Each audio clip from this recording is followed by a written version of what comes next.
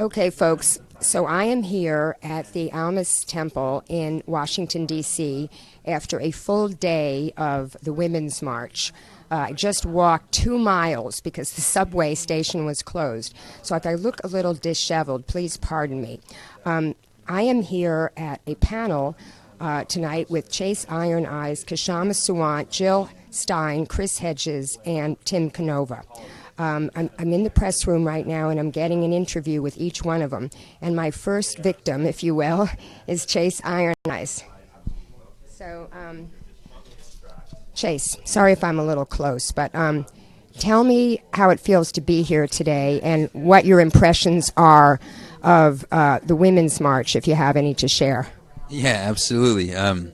It's powerful to be out here. I came out here directly from the front lines of the No Dakota Access Pipeline fight, the most significant collective of activists, of freedom fighters, of liberators, of people who are trying to do the same thing that, all of these demographics that stand to be antagonized by a Trump administration and by a Republican-controlled Congress. I think we all kind of feel that austerity and a continued encroachment on our civil, constitutional, and human rights is upon us. And so for me to be out here supporting the Women's March, the historic and monumental Women's March, men have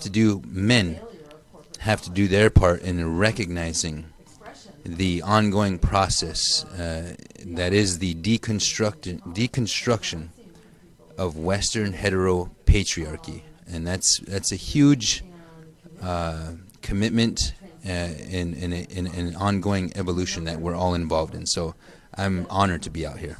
Yes, I know that the women in the Native American cultures are very powerful. And I remember being very moved by watching the Women's March to the Bridge at Standing Rock. Can you talk a little bit about that? Yes, well, a lot of our societies are matriarchies. And indeed, women are the life givers, the birthers of nations. And I won't go so far as to say that feminism is present, but a definite inequality is sought in our societies, and one that I think the Western culture could learn from. So I personally think that marches like this and rallies like this are an excuse for venting. It does not replace organizing on the ground.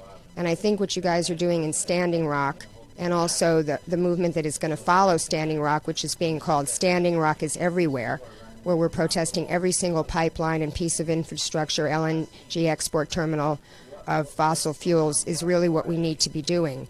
Did you feel that today there was any effort to plug people into these movements, or do you agree with me that it's just a bunch of venting?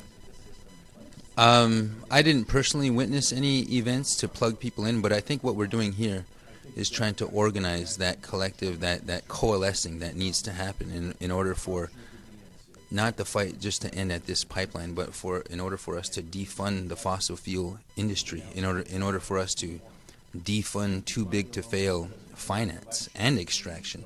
I think that's the direction, the constructive and creative direction that we need to go as a people, as American citizens and as native nations.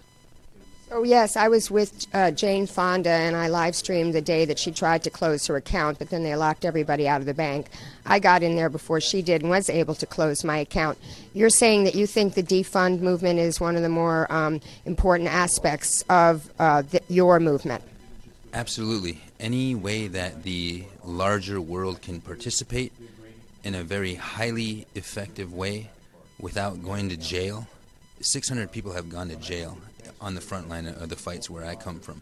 So in order for people to peacefully but still powerfully participate in this movement, that's just as important as going to jail and being on the front lines. Now, can you tell us the status today? Because we were told that the Energy Transfer Partners is ignoring Obama's order, and they're doing construction anyway. Is that true? Yes. They are definitely. They've made every indication that they're willing to ignore the dictates of the federal government. They fully expect Donald Trump to rescind the actions of the Army Corps in denying the easement to drill under the river. The highly militarized, unprecedented roadblock that is functioning as an economic sanction against the Standing Rock nation, the native nation, which is crippling our economy, is still in place. All of the private, corporate, mercenary-like security is still in place. The razor wire, the complete militarization is ongoing. Arrests are ongoing. A good friend of mine just had a hole shot in his leg. He was effectively maimed. And so the constitutional, civil, and human rights violations are ongoing. They're going to continue to happen. And I think they're going to continue to escalate if Trump doesn't address the situation out there. So what is your next step, and how long do you think you're going to be able to remain peaceful? We are 100% committed to unarmed and nonviolent action. Now, when I say peaceful, I don't mean passive at all, because for us, the power of peace is not passive at all. The power of peace doesn't back down. The power of peace stands in its own truth.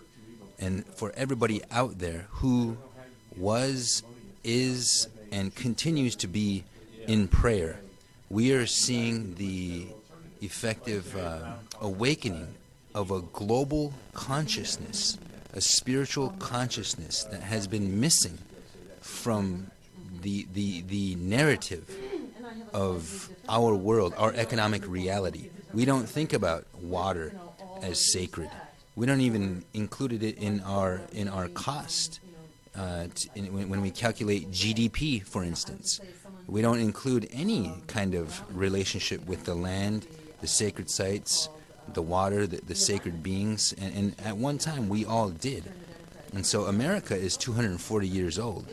Our people have been, we don't really even know how long we've been here, but we have cosmologies, mythologies, and existing living rituals and connections to the land. So there's things that we have to learn from each other. And this, what happened at Standing Rock, is going to continue to reverberate around the world, because those forces that we're facing, big finance, big extraction, currency, debt, those are the same for everybody, regardless of what color your skin happens to be.